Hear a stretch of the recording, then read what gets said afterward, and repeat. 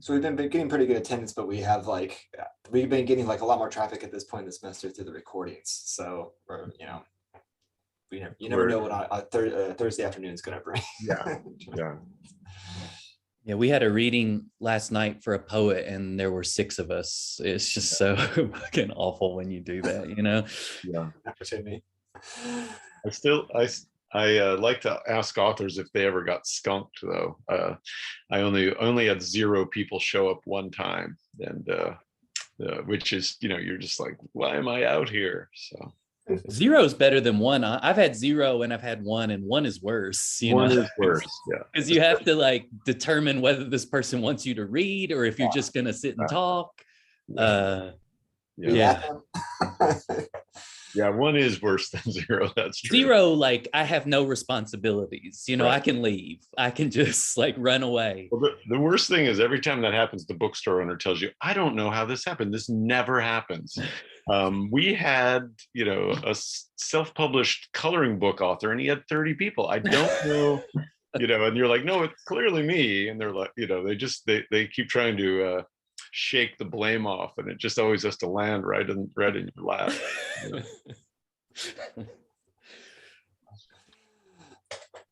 Oh man, let's see here. Got a couple people. All right, so maybe I'll just go ahead and get started. And people often dip in and dip out depending on their class schedules, and that's more than fine. We're happy to have you in any capacity. So we'll thank people who are either here live or watching the recording for joining us for our 7th reading of our 10-part series this spring. And today we're joined by 2 amazing fiction writers, both novelists and short story writers, Jess Walter and Kevin Wilson, who I'll be introducing in just a moment. But first, we should probably thank a couple people. Jim Stig, who is our Dean of Liberal Arts, who has helped fund this thing for almost 20 years, and we're very grateful, as well as faculty and staff who help encourage and promote this event every year. We should also thank Beaverdale Books, who is our local independent bookstore, who has been a part of our reading series for also 2 decades, including this semester. And in fact, this semester, almost all of our writers, including both of our writers today, have generously foregone any kind of payment or honorarium in place of books sales. So we get to now buy books from our local bookstore, and more importantly, we get to put it right into your guys' hands. So every reading, I've just been promoting that if you are interested in having a copy of their book, we give many of them away already, but we like to hold some back for after the reading. So whether you're watching the recording or here live, you can go ahead and email me at madickinson@dmac.edu, and I would be happy to give and or send a copy to you. We've been sending copies all across the country so far, so we're excited to do that for you guys. So today I'll be introducing our writers. We'll have a short Q&A from questions that students have already submitted to me. Then both of our readers will read for about 10-15 minutes, and we'll end with another Q&A, which is where you guys come in. So we have a chat. Anytime you want to activate the chat and use it for anything, but feel free. But of course, questions as well. And we also have a Q&A Dropbox, and I also have my email up, and I've actually had people email me already with some questions they have. So however you want to get in contact, we'd be more than happy to take your questions. But without any further ado, let me introduce our writers.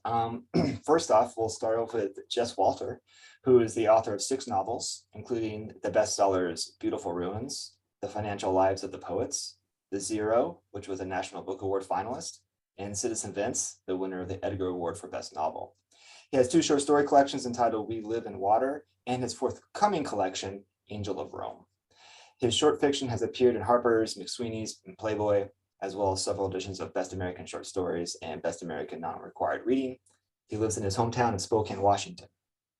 He is joined by Kevin Wilson, who is the author of 2 collections, including Baby You're Gonna Be Mine, as well as Tunneling to the Center of the Earth, which received an Alex Award from the American Library Association. He's also the author of 3 novels, The Family Fang, which was adapted into a feature film with Jason Bateman and Nicole Kidman, Perfect Little World, and his latest, Nothing to See Here, which was a New York Times bestseller. His fiction has appeared in Plowshares, Southern Review, One Story, A Public Space, and has appeared in Best American Short Stories twice, as well as the Penn Henry Prize Stories. He lives in Tennessee with his wife and sons, where he's an associate professor at Sewanee University of the South. And Jess and Kevin, I am so excited to have you guys here. Jess has been here before, Kevin is new to us, and I've been looking forward to this reading for some time. Thank you. Thank you. Yeah, thanks. Maybe we'll start off with a question that we often begin with, which is thinking about process. And a question that a lot of our students have is specific to genre, and a lot of the things we do in the classrooms, like short stories, obviously, but many of them are aspiring novelists. And so you guys do both. Can you tell us a little bit about how you approach a novel versus a short story, and how the process is different, or how you know you have one versus the other? Jess, do you want to start us off maybe? Yeah, sure.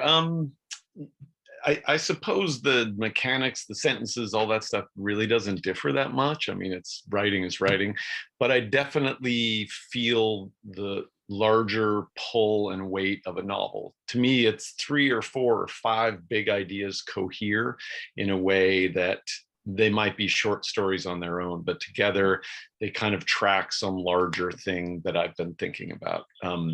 I was in the Virgin Islands and was stunned by the history of the place, and then found out that J. Robert Oppenheimer, the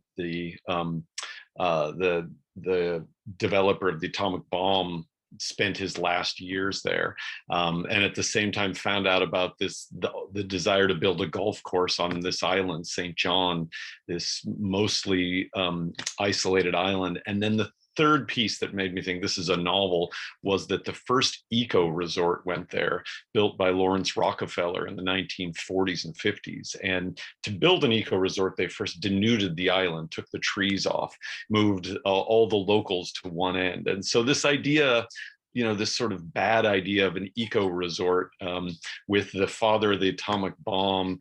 I mean, it's just like all these things cohere. Individually, I could write a short story about any one of them, but I almost think it's like a snowball rolling downhill.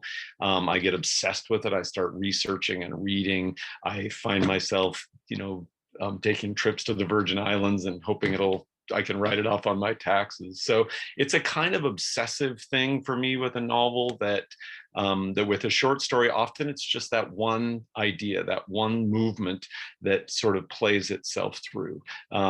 Sometimes I don't know when I start, but usually I know the big idea. And the metaphor I always use is that a short story is like dating, and a novel's like a deep relationship, like a marriage, and I'm working on my 8th marriage, so I'm like in like Richard Burton territory at this point.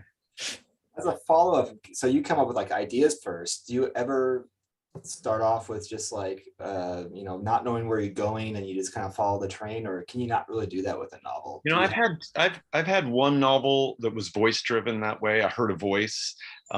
Here they are again, the bent boys, baked and wasted boys. I just saw these kids in a 7-Eleven buying burritos stoned, and I just kept typing. They don't tend to come to me that way. I tend to be a little more conceptual, and I think it's from the long practice of having done it. If I'm gonna have this long relationship, I want it to be something that I'm so compelled by. I was trained by journalists, so I start with research.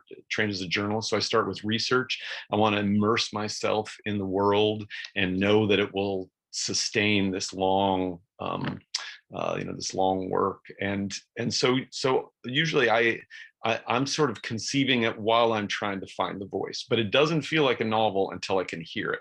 When I can hear the sound of it is when I know those cohering ideas. I don't know what happens. I don't know where it goes. I don't know if J. Robert Oppenheimer even makes it to the eco resort, but I know that I know the sound, and I know kind of the ideas that are coming together. Awesome. Kevin, what do you think about the difference between the two genres? Yeah, I really love Jess's metaphor. I feel like every writer has a metaphor for the difference between these two, and that one's great. I want to use that. I write, I just don't write that much at the computer, like my time is kind of limited in that way, and so most of my writing is just in my head for so long, like months and months and months of worrying it in my head. So I know before I start writing about if it's going to be a novel or a short story, because I've spent so much time trying to like unspool it, and I can kind of see where it's going, so that when I write, I have a clear sense. I kind of feel like I need to know the size of the box that I'm putting this into, and that helps me get a sense of the constraint that I'm working under. And I do think, like what Jess says, like for me, like the metaphor I use is like, for me, the experience of writing short stories, what I want is that immediacy. Um, it's like stealing a car and you just drive it into a tree and you walk away unscathed. Like I want that feeling of that quickness, that immediate moment.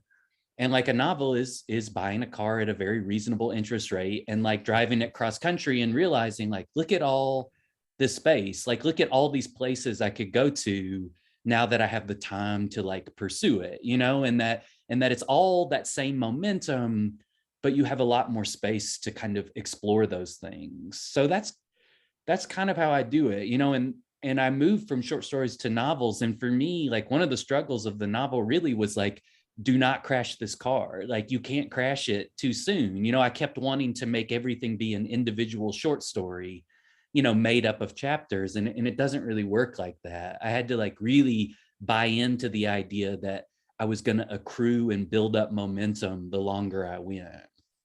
That's really, No, that's great. So And- do you, when you have those big open spaces and you're driving around, do you, it's kind of some of the question I asked Jess, do you plan a little bit the road trip? Do you like kind of know where you're going, opportunities, or do you kind of just, or does the open space like intimidate you and you're just kind of like wandering around? I just really, I really need constraint, like I think partly because I have Tourette's and like my brain's just constantly looping, like it's very hard for me to break out of loops. So I need to know kind of what I'm getting myself into when I write. So I spend a lot of time plotting it out. And for me, what I need is the beginning and the end. So I need to kind of know where I'm starting and where I imagine I might end up. And then the work is bridging those two. And in the process, obviously, like you may not get to that same point that you imagined when you started. Like the story changes and bends, and you have to address that and like make up for your failings as you move forward. But to start, usually I want like, here are the cutoff points of the narrative, and that gives me, again, I think partly just because I'm a lazy writer, like I need a lot set up before I get started so that I feel like I can actually do it. Right. Well, you say you're a lazy writer, but it sounds like you think about it forever, and then when you write, you're anything but lazy. Yeah, I just don't. I mean, my friends they get up at 5 and they write for 2 hours, and I really admire it. And then 7:30 rolls around and I'm still dead asleep, and I'm like, no, I'm just gonna keep thinking about it. Yeah, awesome. So we were also thinking a little bit about your voice, and Jess, you already mentioned a little bit of this about your process when it comes to research, and that you were a journalist and getting into the facts as part of your process. Your last novel was a historical historical fiction, and we have a lot of students who want to write historical fiction, and the age-old debate is like research versus fiction, fact, and when do I start making things up? How much space do I give myself to bend the facts? Do you want to speak a little bit about historical fiction, how you approach that idea? Yeah, I mean, I suppose the last novel, The Cold Millions, was the first technically historical novel, but I have always loved throwing real characters and real things in books. And so Ronald Reagan and Jimmy Carter appear in Citizen Vince, and I was at Ground Zero after the terrorist attacks, and so that worked its way into a novel. And the Donner Party. I mean, I like. I think the verisimilitude starts sometimes with those things, with those real events that kind of place you. I don't have a hard and fast rule. With The Cold Millions, I felt like I was writing about a piece of history that had been forgotten, and I wanted to honor it more fully.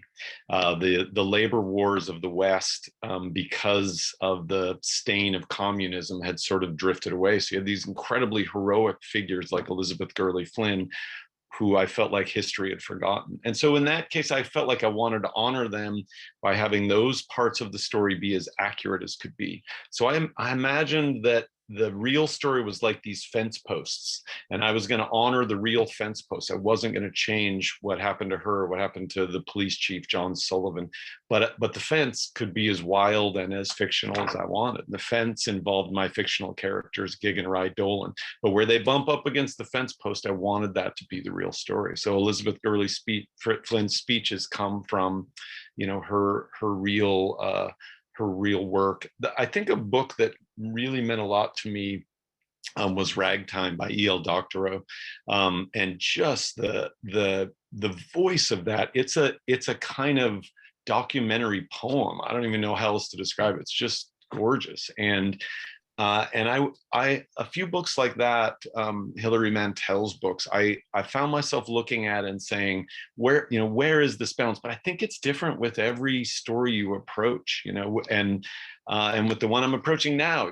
I don't know, if my Oppenheimer will end up being Oppenheimer, if it'll be some fictional version. I think just because I like to ground things within a world that's recognizable, and I like to write about those things that that are moving through the world and through my mind. It's sort of like when you get the details of a city wrong. If you have someone driving on the West Side Highway, and all of a sudden they're in Central Park, you will get killed because it doesn't work like that. And so I treat history sort of that way. And then the last bit for me, I love to research. I love what Richard Powers says. Someone asked him, do you get lost in research? And he said, oh no, I get found in the research. And I love that idea. I do get found. But at one point, I have to make a note in my journal that I'm firing the entire research department and just turning it all over to the fiction department. Because once I've achieved a kind of fluency in the thing I'm writing about, then I have to engage that other part. So I'm writing about 1909 in the Pacific Northwest, when I know how you'd catch a train from here to there, if telephones were in hotel rooms, what a brothel would look like. Once I'm fluent in that language, then it's time to just really let the fiction, let it rip, hopefully.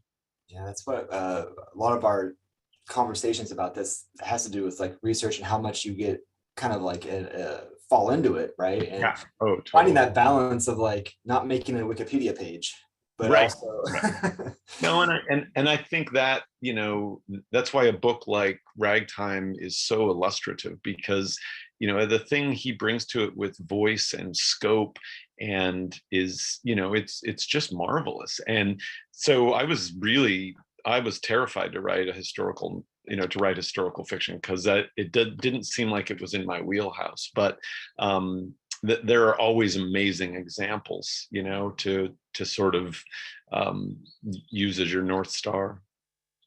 Awesome. Thinking about voice as well, maybe we'll have one more question before we begin the reading. For Kevin, we were talking about your voice, which is very unique. You kind of create this, surrealism in your work, and you have kind of moments of fabulous elements at work. So just thinking about maybe your latest novel, Nothing to See Here, in which it seems like a very traditional story about family and caretaking and a family that people make on their own, except the children happen to catch on fire when they get angry. And we're just kind of curious how you balance the strangeness and the realism, and kind of how do you make that kind of speculative idea work? Yeah, first I just wanted to echo like Ragtime. I read that in college, like a professor mentioned offhand. It's still like one of the most stunning books I've ever read. I still think about like Freud and Jung going through the tunnel of love, and I think Dr. O said, like, I do as much research necessary to write the book. And I kind of love that idea, like enough so that you believe that you can write the narrative. I've always found that, even though I don't research anything or write historical, I've always loved that idea. But for me, like I mean, I grew up reading comic books, you know, and I love the idea of like normalized magic, you know, that it's just part of the world that you live in. And in college, I discovered the South American writers who did magical realism, and I loved it. You know, I loved Borges and that stuff, but like I didn't know how to write like that. You know, I couldn't like pull that into the world of living in the rural South. And it really wasn't until I discovered a writer named Stephen Millhauser, who for me, I was like, oh, this is how you do it. This is how you pull magic and weirdness into America, into this world that you live in. And for me, it's that really delicate balance of you need that conceit. Like the conceit is providing the weirdness that creates the momentum. But just like anything, if you stretch that conceit too far, you can't ask the reader to keep going. It gets really thin. And so you have to append like this second thing to that conceit that gives it depth. I think a lot, like the person who's so good at this is George Saunders. You know, like in Sea Oak, he has this, you know, this ant come back from the dead as this oracular, profane, like zombie.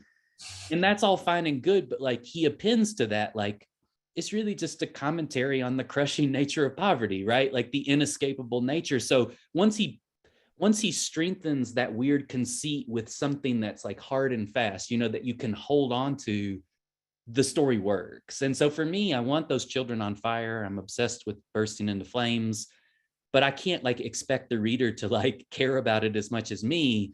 So I have that conceit, but immediately you've got to append something to it. And that's just like, you know, kids that burst into flames. It's just like, how do you protect anybody that you love? You know, the unpredictability of trying to keep people safe in a world that's really weird and strange and messed up. So that starts to take over the conceit, right? Like the fire children recede and the larger story comes in. And for me, that's how magic can work for me. Oh, that makes a lot of sense. In fact, I have to echo that Millhauser. I love Millhauser. Oh my God, yeah. So see him in your work. Edwin Mulhouse is one of my first novels that I just loved. And that Martin Dressler, he's just Martin so Dressler, good. American Dreamer is unbelievable. And just his short stories, you know, what he can do with you know, with a museum brochure, you know. But I think you're right about that. Like something clicks in that is universal and human, and then all of a sudden you get more of it because of the fabulism. Yeah, that's true. And one of my favorite, and I love your work so much, like the novels, but like one of my favorite stories of yours is Don't Eat Cat. Yeah. Right. Yeah. Like, or maybe that's not the right title I'm had with them, but that idea of like zombies, but like you then append to that this larger thing, right? That then pulls the narrative forward in such an incredible way. So yeah, and it's almost like this insight into human nature that because you're coming at it from this other angle, you know, is surprising in some way. You know, it's you know, that you know, a story like that, or a story about, you know, taking care of children, you know, it amplifies that human stuff, to have that fabulous stuff in there. Yeah, it's great. My class just recently read like an article by Benjamin Percy. Actually, we were just talking about him earlier about making the extraordinary ordinary, and he had that idea of like a metaphor of like a warped mirror, whereas like the more warped the mirror is, the closer we look at the warpedness, something recognizable but not. Yeah, that's cool. And I love that about your work, Kevin, too, because it's like there's the fire children are there, but there's moments, long passages where I forget that they do that. You know, that it really does recede, and it becomes almost, when they do start on fire, I'm like, oh yeah, I forgot that they did that. So speaking of your work, would you like to read something for us, Kevin? Oh, sure. Yes. Let me go run and find a book that I can read from. And look, no, I'm just kidding. I have something right here really quick. This is a really brief little thing. It's from the new novel that I have called Now Is Not the Time to Panic, which comes out in November. And it's just the opening introduction to these two teenagers who meet each other. It's set in 1996. It's the narrator is a woman, Frankie. I'll just go. At the Coalfield public pool, they would blow a whistle and everybody had to get out of the pool. And we'd all stand there hopping on one foot and the other because the concrete was so hot, burning the bottoms of our feet. And some lifeguard, barely older than me at 16, looking like the bad guy in a teen movie, blonde and buff and never going to save you if you were drowning, would wheel out a greased watermelon. There was a 3-inch layer of Vaseline, which made the watermelon shiny, almost like it was turning from a solid into a liquid, and the lifeguard and one of his evil twins, maybe with bigger muscles and a scuzzy mustache, would dump this watermelon into the water and push it to the middle of the pool. And when they blew their whistles, the point was to jump into the water, and whoever could get the watermelon to the edge would win it. You had to team up really to expect to win it. And so the game would turn into a kind of gang war, boys basically beating the shit out of each other, this watermelon slipping and sliding away from them, almost an afterthought. By the time it made it to the edge, the watermelon was covered in gouges from fingernails, pieces of the red meat of the fruit spilling out of it, pretty much inedible to anyone except the person who'd won it. I was smart enough to stay away, though it made me mad that no girls ever really took part, like we were too delicate. But the only time I tried, when I was 12, some old man with a snake tattoo on his arm elbowed me in the face and nearly knocked out my front teeth. The triplets, my brothers, were perfect for the greased watermelon contest because they were 18 and already giant. They were feral, possessing a kind of strength that wasn't physical, a kind of psychosis. It made them impervious to pain. But they didn't take part either because they used this time while everyone else was hypnotized to steal money and snacks from unattended bags. I was standing there wondering why I didn't just go lie down and wait for the time when I could wade back into the pool and what exactly? Just keep waiting around and around. So you could never quite tell that I was alone. Honestly, I kind of wanted to see a fight over this thing. I wanted to see violence done in the name of fun. A boy was watching me from across the pool. I could see him, skinny and twitchy. Every single time I caught him looking at me, he'd smile this goofy smile and stare down at the water. I lost sight of him. Any second now, the lifeguards were going to blow the whistle. And then I felt somebody touch my elbow, which for some reason felt really intimate and weird. Someone's fingers on my rough, bony elbow. I whirled around and it was the boy, his eyes black, his hair black, his teeth bright white and painfully crooked. "Hey," he said, and I pulled my arm away. He held up his hands in surrender, looking shy all of a sudden. Who touches a girl's elbow and then gets shy? "Sorry," he said. "I'm sorry. I'm new. I just moved here. I don't know anybody." "It looks like you don't know anybody either." "I know everyone," I said. "I know them all. I just don't like them." He nodded. "Will you help me get this watermelon?" "Me? You and me," he said. "I think we can do it." "Okay, sure," I said. "All right. What's your name?" "Frankie," I told him. "Cool. I like girls who have boys' names," he told me, like he was the most open-minded boy who had ever lived. "Frankie is not a boy's name. It's unisex." "My name is Zeke," he told me. "Zeke," I said. "Ezekiel. It's biblical. It's my middle name. I'm trying it out this summer to see how it sounds." The whistle blew, and then he said, "Come on." And he jumped right into the pool. I did not jump into the pool. I just stood there. I smirked, watched him bob in the water, and he looked so hurt. Made me feel kind of shitty. And finally, he shrugged and started splashing toward the watermelon. Zeke tried 2 or 3 times, but he kept getting roughly tossed aside, dunked under the water, and he'd come up gasping, looking so lost on his own. But he kept climbing over people, trying to get his hands on the watermelon, which was so slippery that no one could really control it. And then somebody kicked him in the mouth, and I saw that his lip was busted. It was bleeding, dripping into the pool, but the lifeguards did not give a shit. I don't think they were even watching. And Zeke just jumped back into the crowd, and I started to get worried. I thought something bad would happen to someone this dumb. Before I could think about it, I ran over to my brother Andrew and told him I needed his help. Right then, my other brother Brian came over, a wad of damp dollar bills in his fist. "Come on, Andrew," he said. "We don't have all day." "I need help," I said. By this point, Charlie had come over, wondering what was going on. "I need you to help this boy get the watermelon." "No," Charlie said. "No way." "Please?" "Sorry, Frankie," Andrew told me, and they started to run off, but I shouted, "I'll give you $20. $20? Brian asked. "No shit. $20, I said. "And what do we do?" "See that nerdy kid in the water with the busted lip? Help him get the watermelon." "Are you in love with him?" Charlie asked me. "I don't know. I think I feel sorry for him." "Yikes," Andrew said, grimacing like I was cursed. "Fine, we'll do it." And my brothers dropped all the stuff they were carrying, ran to the edge of the pool, and cannonballed into the water. Andrew grabbed Zeke like a rag doll and basically carried him toward the watermelon, while Brian and Charlie cleared a path using their elbows. overwhelming the other kids who'd been wrestling over the watermelon for long enough. They were starting to get tired.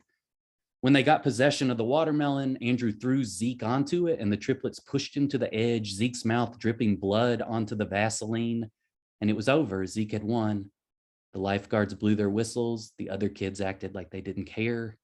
Their chests and arms were glistening with the grease and it wasn't coming off in the water, but they just started splashing around, waiting for the girls to get back, the kids in their floaties, the dads with their beer guts and sad tattoos. I walked over to the edge of the pool. My brothers had already left. You did it, I said. Who are those boys? He asked. My brothers. You did this? He asked me, and I nodded. Your mouth is bleeding, I told him, but he didn't seem to care. We both looked at the watermelon, which looked like a horror movie. So many half-moon marks digging into the green rind, that disgusting film all over it. Will you eat this with me? He asked. You're gonna fucking eat that? I asked. We're going to eat it, he said, smiling. And we did. We really did. It was so good. And that's it.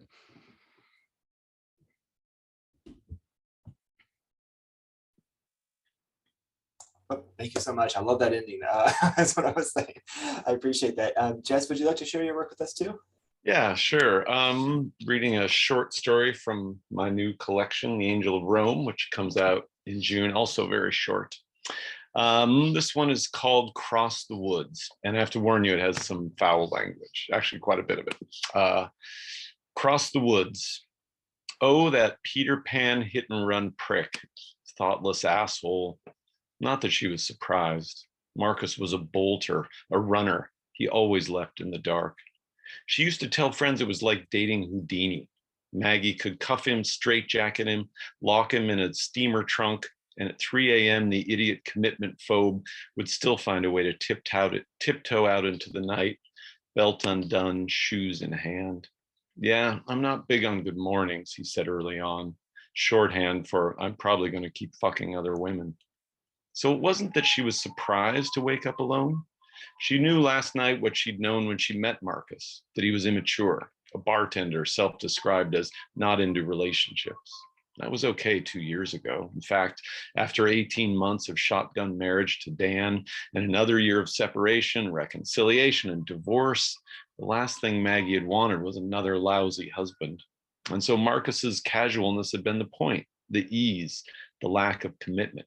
She had a kid, a career, college, no time for much else. Why shouldn't sex be like ordering a pizza? Just send Marcus a text, how are you? Or answer his, what up? For a while, she even convinced herself that seeing Marcus kept her from making bigger mistakes. But it got old after a year, Marcus's 9 o'clock one knuckle knock, right after she'd put it off Dustin to bed. Or at least it got old for Maggie, who came to dread those mornings alone, waking up like this, especially when her own feelings began rising and she started noticing a certain grace in Marcus's movements, a kindness in his eyes. Shit, you didn't fall for someone like Marcus. Maggie knew better. She was a lab assistant getting her master's in pharmacology. As she told her sister, it was like she kept going into a bar over and over, ordering dopamine, while Marcus kept ordering straight testosterone. No, honestly, what bothered her, this morning anyway, was that it bothered her. She'd known exactly what she was getting last night, a pizza. Feel his weight for a while, lose herself after the sadness of the last few weeks, once more with Marcus inside. So why did waking up alone make her feel like such a failure as a feminist or an existentialist or what? After a year apart, couldn't it be enough to just get laid, to smell him in her bed, see the indentation in the other pillow, think, good, right, move on? Instead, she felt on the verge of tears, certain she would spend the rest of her life alone, a pathetic, bitter single mother, such a bullshit cliche. Her thoughts looping into a women's magazine quiz she'd taken during the whole Marcus conundrum. Will he ever commit? And then, worst of all, flashing on her mother's pet word, used, of all the stupid words. Maybe it was just the time and place that made everything feel so empty. The circumstances of last night, the shock of seeing Marcus for the first time in months, having him show up at the wake like that. Your dad probably would have hated I was here, huh? He looked great in a suit. My God, those cyclist shoulders and hips. And then the Jameson started flowing and the toasts and the stories. And it was nice to laugh. And Marcus half apologized for not calling when he saw the obituary. And he muttered something about growing up a lot in the last year. And hell, even if it was bullshit, it was nice bullshit. And then they were walking to their cars, and she practically willed him to say something, anything, so that when he looked over in the parking lot and said simply, well, that was all it took. She was helpless, incapable of clear-headed action, because at that moment there were only two things in the universe, alone and Marcus. And last night she could not do alone. He followed her home. She paid the babysitter, and Maggie sat up in bed. Surely there was some lasting benefit from last night, some residue. Yesterday had been a year since they'd had sex, she'd had sex, and now it had been 6 hours. That was something. But did being touched have any weight the next day, any value? It wasn't like she could feel his hands anymore, like she could feel anything except sadness, this yawning sense of alone. Maggie opened her nightstand for some Advil, and that's when she noticed in the corner on the floor behind the bathroom door in a heap, a gray suit jacket. She heard faint voices coming from the kitchen. She got out of bed, pulled her robe on, and went downstairs. In the kitchen, Dustin stood on a chair across from Marcus. They were eye to eye, each holding neckties. They were a foot apart, shirtless, and they had the ties looped around their bare necks. Marcus was in his boxer shorts, Dustin in his Transformer pajama pants. Do what I do, Marcus said, like looking in a mirror. Shoulder blades jutted from Dustin's tiny pale back. Cross the woods, Marcus said. Cross the woods, Dustin said. Over the hill, Marcus said. Over the hill, Dustin said. Around, around, behind, behind, and through, and through. Perfect. Now turn around and show your mom. Dustin turned. He beamed, surprised to see his mother in the doorway. Look, he said, I'm wearing Grandpa's tie. The tie was blue with little red sailing flags. It hung past Dustin's feet. He must have gotten it out of the box in the living room that Maggie's stepmother had sent home with her. It was looped in the sort of unmanageable knot that Dustin always got in his sneakers. Maggie wondered then if there wasn't just one ache in the world. Sad, happy, horny, drunk, sorry, satisfied, grieving, lonely. If we believed these to be different feelings, but they all came from the same sweet, unbearable spring. Marcus had made coffee. He handed her a cup. She put it to her lips until she could speak again. Finally, she said to her son in a half whisper, "It looks so good on you, baby." Man, That's it. awesome. Thank you so much. Maybe a good follow-up. We have a couple of questions in the chat, and but first I was thinking about both of your guys' stories. What I like about your work in general, but today in particular, is thinking about your endings and how even today, you know, you have this like kind of dark, violent thing that happens in the pool, and it ends with this moment of like generosity, kind of, and then the same with Jess, where it's like this perpetual one-night stand, and it ends with this moment of like bonding. So I was kind of curious about how you approach endings, or how do you know if an ending works, or how do you balance those two ideas? I don't know. Can you just speak to the concept of endings, whether it be short stories or novels? Jess, since you just read, would you like to Sure. maybe? I mean, endings are always so tricky, and I like to just think of a movement that I've started completing, I guess, especially with a short story.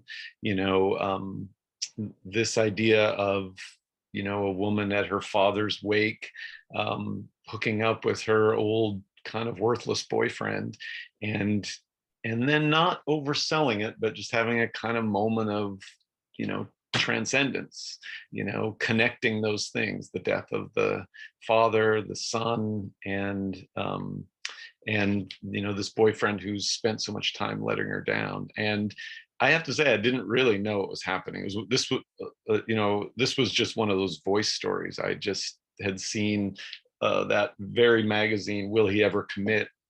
I'd seen that quiz, and it just got me to think, you know, no, you will never commit.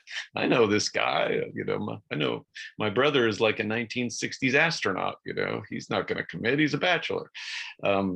and from there, you just start with this sheer disappointment of, will he ever commit? And then I still don't know if he commits, but that little movement at the end completed that little gesture at the end felt like it completed the movement, like this wave had come over and crashed and you could bail out of the story. It's infinitely more difficult with something longer, with novels, but often with a story, I'll think, I don't know if that story's good, but it's over. Kevin, do I you have love thoughts? that. I think like for me, endings are hard because the endings of most things are sad, and like my students are always like, why are so many of these stories sad? And I was like, well, it's the finality of even the realization of something can be, but one of the things I'm always interested in fiction are like, I was thinking about this because I was teaching Sherman Alexie's What You Pawn, I Will Redeem. And there's nothing in that story, even though there's this moment of grace at the end, that leads you to believe that anything will really substantially change for this character. It's not like his life will turn out for the better. And yet it's an earned ending of grace, like that tiny moment where the world can open up for a second. And that's what I'm kind of interested in with endings, those moments where it's not like you're not saying everything's okay or the story now, everything will change and turn. It's those moments where you're like, how did I find my way to this little moment? And that's why you return to it, because it's fleeting. And when you can find that and it's earned, it feels like a kind of trick that you've pulled off. So I try to find them, and if I can't, then the ending is the ending. But sometimes you're able to get that point where this opens up a little bit, in a way that feels like I can close the story at this point. But it's hard, and I obviously, like, I don't think serious means sad. I don't think every story has to be sad, but I often think when you're pulling this much weight and you're getting deep into the lives of characters or watching them in moments of big conflict, the endings are going to feel sad. So, for the most part. Well, we have a question in the chat that maybe kind of is a follow-up here. This asks about story development, and he's like, I had this notion that we get to the core of an idea from things we hear about or have experienced, and I call them kernels. I think that they are more at the center of the story, and I build outward in both directions, beginning and ending. Am I on the right track, I guess? Can you all speak to that process? So maybe thinking about kernels and how you build off of them, and I don't know, maybe you can even talk about the stories you read today. What was the kernel that expanded out of that experience? Kevin, do you want to talk about kernels and endings? I think kernels is a great way to put it. I mean, I think like for me, I think I pull a lot of my life into the narratives that I write, but my goal always, because I write fiction, I'm not good at nonfiction, or it's more difficult for me to write. I think memoir and stuff, I just don't have the chops for it. But for me, like, what I love about fiction is I can like steal these elements of like things that have happened or these moments, and then I can use the fictional technique to basically hide it so that no one will ever know, that it should be unrecognizable to the reader as anything other than fiction. But I am constantly pulling like these moments, and at the Hermitage Landing in Nashville, the water park, they would throw the greased watermelon in and you would jump after it. And when you're 6 years old, it's like you're just watching kind of organized, every parent is okay with their kid getting the shit beat out of them as people wrestle over this thing. And it's, as an adult, you look back and you're like, that seems weird. No one thought it was weird, but I think it's weird. And so I write it now to get a sense of it. But I mean, I love the cleanness of deniability in fiction. But yeah, kernels, I'm taking those little pieces and figuring out, because they mean nothing to another person. I have to, again, connect it to this larger narrative that will like actually make the reader respond to it. That's good. And Jess, would you like to? Yeah, I think the first thing I always tell, a lot of times we'll ask those sort of process questions, hoping to hear the familiar.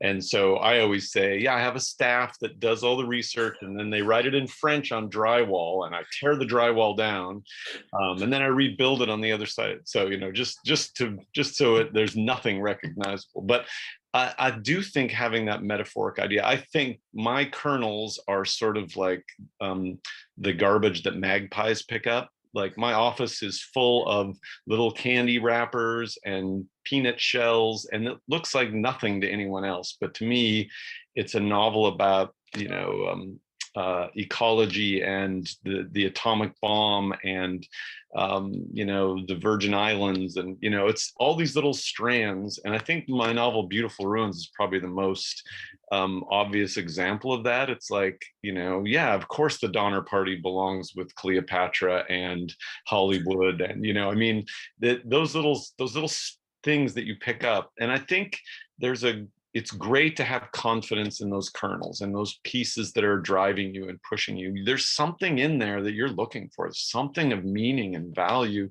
that's driving you to write about it. And, as Kevin said, sometimes it's personal. Sometimes it's something you don't know you're working through. Hearing that greased watermelon story made me think of the greased pig competition that when I was in third grade, Sherman Alexie and I were at the same Spokane Indian powwow, chasing the same pig. And of course, neither writer got near the pig. I just ran into a corner and wept, So sometimes it's that you don't always know why the garbage is important, but you got to take it back to your nest. You have to have it back there so you can work with it and figure it out. And I think you're totally on the right track with the kernels. So, but I'd read it in French at least once. So we have a question also from Tim, and he says, this question is inspired from an acting class I'm taking now, where a rule set in stone is you cannot judge your character you're playing, even if they are judgeable.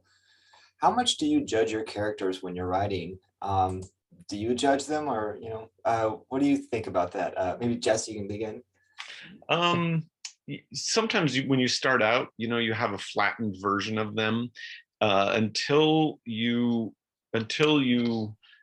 can kind of breathe depth into them, then they don't feel real to you. And so, I think judgment is really something to avoid in fiction. And there are some there are some political pushes in writing now that maybe make that more difficult. Sometimes readers want you to signal that that a character's behavior is bad. I have a character who talks about beefing women. He's horrible. He's a horrible character. And people write me, I can't believe you wrote that. And I'll write back, I know, isn't he terrible? I hated him too. I hated every chapter I wrote with him. I couldn't wait to get him off the page. You and I are on the same page. We hate that guy. But you shouldn't have to signal the base parts of humanity, and that becomes difficult. So I think you have to really try to push through whatever that cultural desire is right now, and allow your characters to have every kind of selfishness and greed and debased behavior that belongs in fiction, and not judge them, and not show, and not indicate to the reader within the work that this is bad. It's a tricky thing, but I think it's totally vital in fiction to not succumb to that desire. Yeah, I mean, that's all. I mean, I don't know what I can add to what Jess is saying, other than like, I definitely judge the characters at the beginning. Like, you're thinking about plot and character, and there are times where you're like, okay, this character is in the way of my character getting what they need, and they're a jerk, But for me, like, I think this comes back to like that idea too of like sympathetic characters or like likable characters, and I'm just not interested in that so much as like, my goal is not to make characters likable, or because lots of my characters are weird, and even though I like them, I don't know.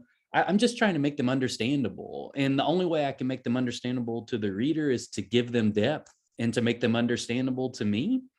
And so the longer you spend with those characters and the more you try to imbue them with like actual qualities, you judge them less, right? Like, you just start to accept that this is how they function. This is how the narrative works.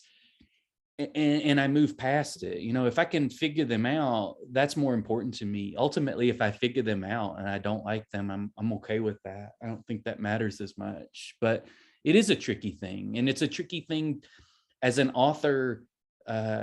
I like fiction because I'm not at the center of it. And so I try not to say, like, this is the character that you like, this is the character that you don't like.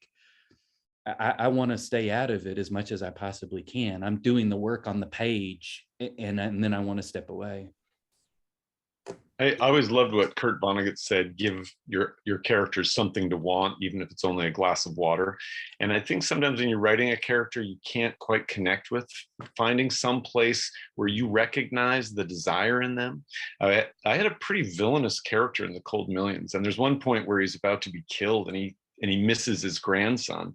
He wants to get back to his daughter and his grandson. And that moment was so poignant. And then he thinks his grandson is somewhere between 4 and 8. And I realized what a terrible grandfather he's been. And so it was this great moment of being able to do both, like giving him this humanity that in this moment when, you know, he's probably about to be killed, he's longing for something, but then showing that you're judged, you know, that and so I don't think it means you have every character has to be imbued with the same sense of grace and decency, but it is just, you know, knowing what that character, you know, no one sees themselves as the villain. And so kind of understanding what it is that even less likable characters want, I think, is a great way to sort of start that process.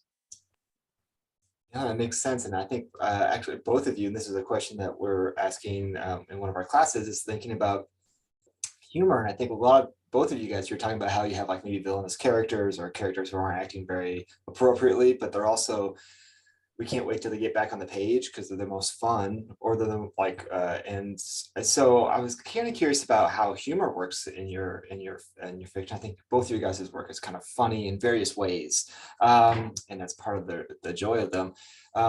So maybe we can start with like Kevin, where once again, like at the Family Fang, the parents are kind of doing these performance art, kind of what would be seen as almost like child abuse. I can't wait till they get back on the page because I never know what they're going to do next, which is part of their art. So I don't know. Could you speak to humor in your work, Kevin? Yeah, I mean, I love. I mean, the way into things for me is absurdity or silliness or funniness, and I need that lightness. You know, it's partly for me, but it's a lot for the reader. That if you start out light, then you can gradually dim, you know, the brightness, and then the reader, the line between what's funny and sad is really permeable. But if I can start out with the kind of silliness, I can get them to kind of accept me, to let me tell the story, and then start to pull those heavier elements in. I think it's just, and part of it is just like, I just am never gonna try to. I don't have like grand desires. Like I don't want to. You know, I don't know how to write the great American novel or anything. So like for me, like that lightness is what gets me into the story. And then the longer you play with it, you can let those elements in. But humor for me is always about disarming. You know, like disarming the reader, disarming the characters, and then you can do what you need to do.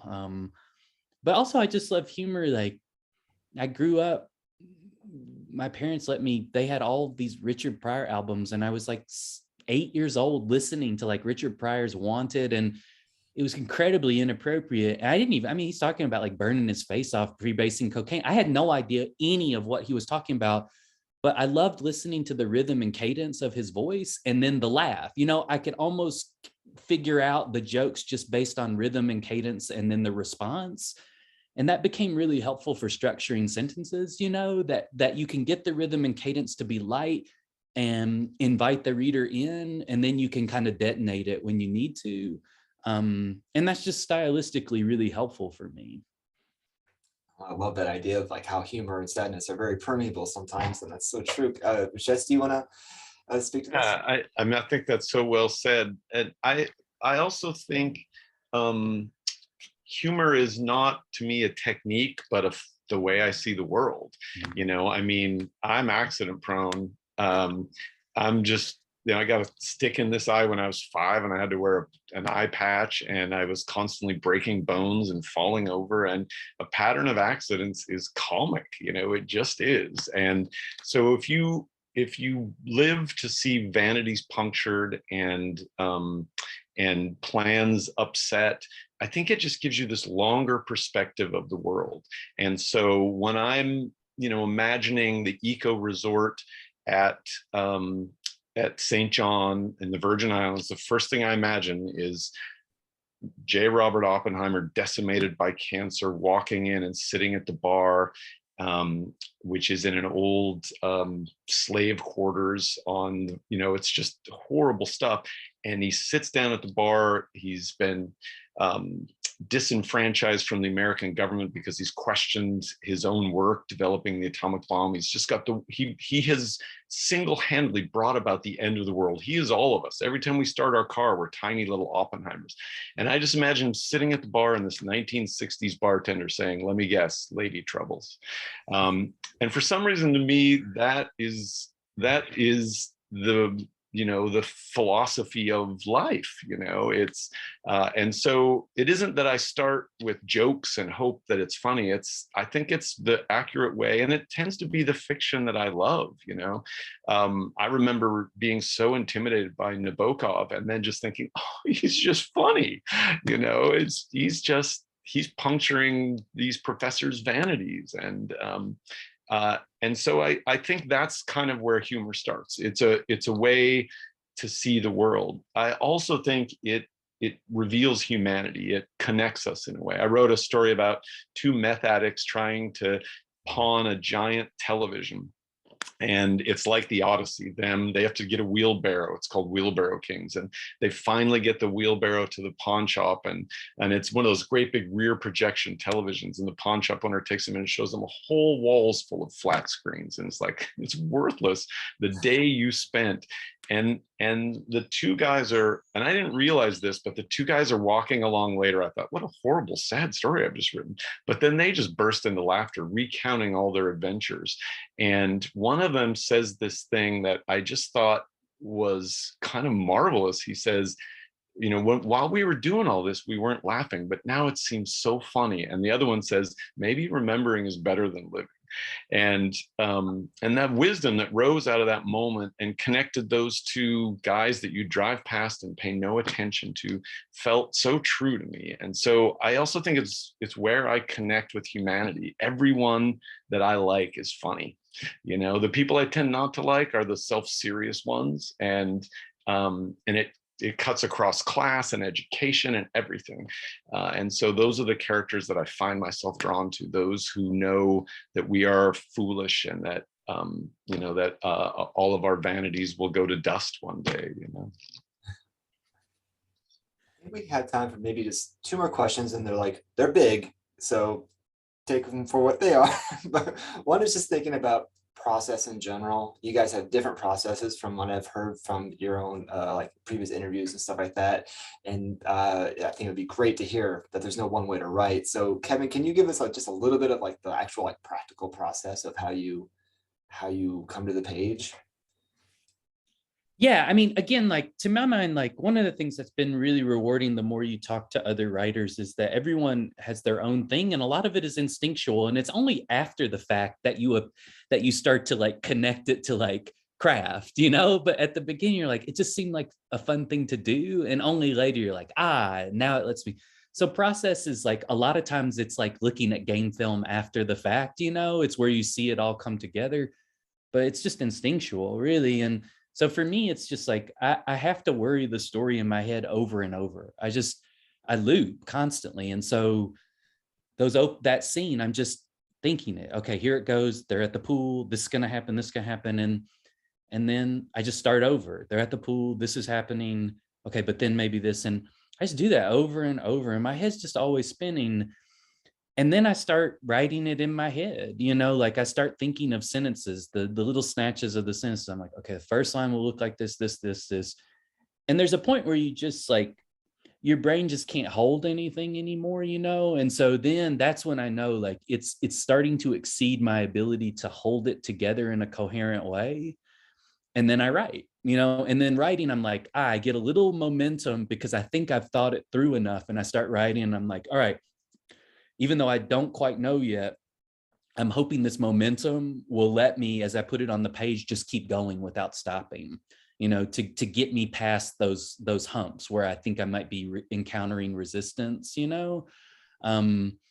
and then I go back in my head and I just spiral it again. And Tommy Orange has this thing where he says, like, he knows the story's working when and it's just such, I mean, it makes it's like the story feels like it's clicking into place and there's less resistance. And I really love that idea that obviously, like, writing's difficult, but that moment when you're feeling like, as I try to push forward on the story, it's letting me push forward. And that's usually when I know that something's working, and I'll kind of trust that until I hit that sticking point and I need to go back in my head again. Oh, I love that. Jess? Yeah, I think Kevin's right. I think we're all approaching, like, I think sometimes there's this mountain and we're approaching from different angles. And so for some people it's flat for a while and then they're climbing. Other people have a much more gradual climb, but I think, sometimes what you're doing in your head is writing too. I have a journal where I'm just constantly jotting down notes. I am, because I'm just like a working class kid, I have to be at the desk I am one of those 5:30 in the morning at the desk people, and I have a big cookie and a cup of coffee, and I can't have a bite of the cookie until my fingers are on the home keys. And so for me but I also write short stories and terrible poems and some journalism, and so I tend to be able to work on a lot of different things, and then one thing grabs me and I dive into it. And I like to have a lot of things to work on for when I don't know where to go on something. And so it's, if I have a problem and I go wash the dishes, I solve the problem while I'm washing the dishes. And sometimes writing something very different than the novel that's been bedeviling me for 6 years is the best way to get out of looped thinking about the novel. So I like to work on a lot of different things. I like to get all my writing done with that cookie and that coffee, and then I go have the most important part of the writing process, second breakfast. And I don't have 11Zs, but I would. And then I try to get a little bit of exercise, and then I answer emails. And I block the world out. I try not to answer emails or look at my phone for that writing stretch in the morning. Now, most of those writing days are not incredibly productive. I like to be at the desk because, my dad worked in an aluminum plant, and I like to think of this as a plant. I don't teach very often, and so I have the luxury of being able to be at the desk. But finding a quiet, good place, and then for me, it really is, once I get the sound of it, and I love that idea of the resistance, letting down. The sound of it starts some structural things. But yeah, I think that's generally how I work. Like, like I'm in an aluminum plant, so a really comfy one. That's awesome. So maybe you don't have to.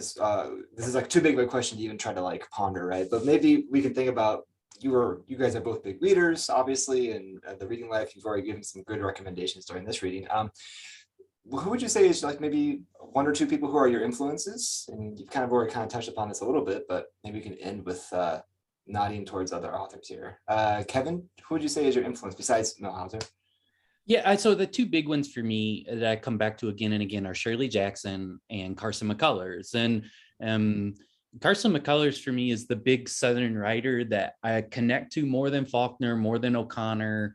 And I think part of it is the way in which McCullers it really embraces freakishness, but in a more sympathetic way than maybe O'Connor does sometimes. Like, I always loved reading McCullers, and I knew the characters were damaged and broken, but there was a kind of sensitivity or care for them, even as they were, going to be ruined. And that was really helpful as a kid, like to read McCullers and be like, you can be this, you can still create a narrative. I just love her work so much. I think she's just so brilliant. And then Jackson was the writer for me where I was like, here's how you can have magic and darkness and strangeness, wild, weird, feral characters, but also like, I don't think she gets enough credit for just how funny she is. Like, she embraces the absurdity in ways that are surprising. And I just I love her so much. I like constraint, and so many of her stories are characters who really cannot leave the space that they're in. And that helped me a lot to figure out, like, how can you get a narrative when your characters don't want to ever leave the house, which is what my characters like.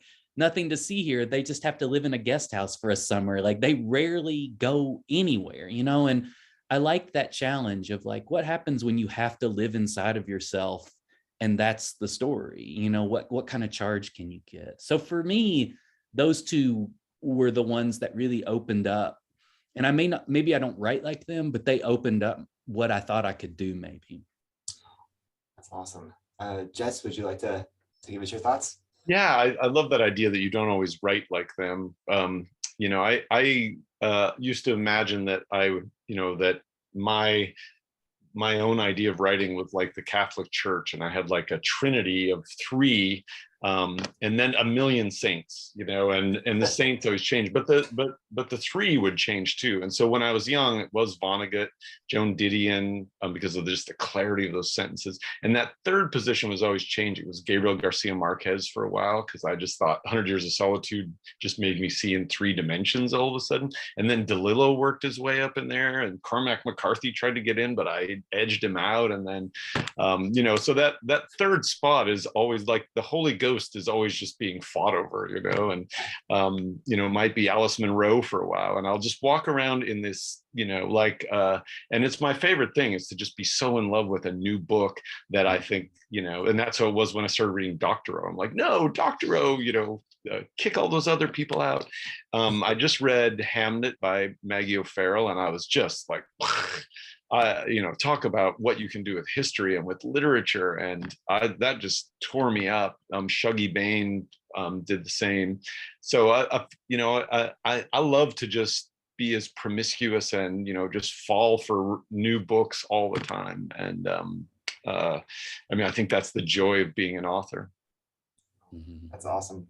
I think that's a great note for us to end on. Thank you so much, guys, for spending the hour with us and dropping so much wisdom on us. And the chat's been alive with comments, so I really appreciate you guys being here. It's been a lot of fun. Thanks, Mark. Thanks, everyone. Yeah. Thanks so much. So good to see you. Good to see you. Yes. Bye. Bye.